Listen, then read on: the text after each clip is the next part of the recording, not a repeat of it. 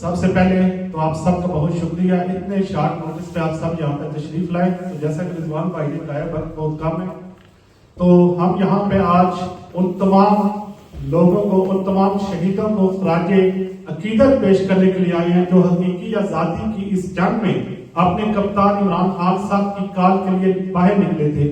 ہم دعا کرتے ہیں کہ اللہ پاک ان کی قربانیوں کو ضائع نہ کریں، اللہ پاک ان کے درجات کو بلند کرے، اور ساتھ ساتھ ہم ان تمام لوگوں کو جو وہاں پہ آئے تھے خراج تحسین پیش کرتے ہیں کہ انہوں نے وہاں پہ گولیاں بھی کھائی۔ دیکھیں وہ کیوں آئے تھے؟ وہ اس لیے آئے تھے کہ پاکستان کا جو آئین ہے ان کو اجازت دیتا ہے کہ وہ اپنا پرامن احتجاج ریکارڈ کرائیں، لیکن ان کو پتہ نہیں تھا کہ ان کا واسطہ ایسے گھٹیا کمزاد لوگوں سے پڑا ہے جو پرامن احتجاج کو بھی انہوں نے گولیوں کی شکل میں اس کو تبدیل کر دیا اور لوگوں کو وہاں پہ گولیاں بھی ماری اور شہید بھی کیا۔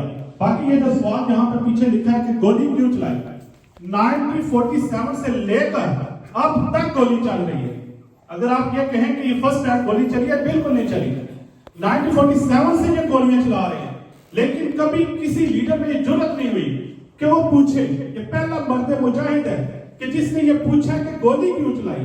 اس سے پہلے کمپرومائز کر جاتے تھے، ملک چھوڑ دیتے تھے، ڈر جاتے تھے، لیکن عمران خان نے کہا یہ سوال پوچھنا ہے، اور انشاءاللہ ہم آپ سے وعدہ کرتے ہیں کہ ہم یہ سوال پوچھتے رہیں گے۔ ہمیں کو اس کا جواب نہ ملا تو ہماری آنے والی نسلیں اس وقت تک پوچھتی رہیں گی کہ جب تک ہمیں اس کا جواب نہ ملے، اور انشاءاللہ العزیز ہم کامیاب ہوں گے۔ باقی آزمائشیں آتی ہیں، انسانوں پہ بھی آتی ہیں، قوموں پہ بھی آتی ہیں، پارٹیوں پہ بھی آتی ہیں، اللہ پاک ہمیں اس آزمائش سے پورا اتاریں گے۔ انشاءاللہ تعالیٰ ایک دن فتح ہوگی اور ہماری فتح ہوگی۔ اور آپ سب کو میں یہ بھی ریکویسٹ کرتا ہوں کہ ہم انشاءاللہ اب یہ ہماری پوری ایگزیکٹو ٹیم ہے، ہم اس کے ساتھ میٹنگ کریں گے اور ہم ایک پروٹیسٹ کریں گے، آؤٹ سائڈ پروٹیسٹ کریں گے، اور آپ سے ریکویسٹ ہے کہ آپ سب وہاں پہ تشریف لائیں۔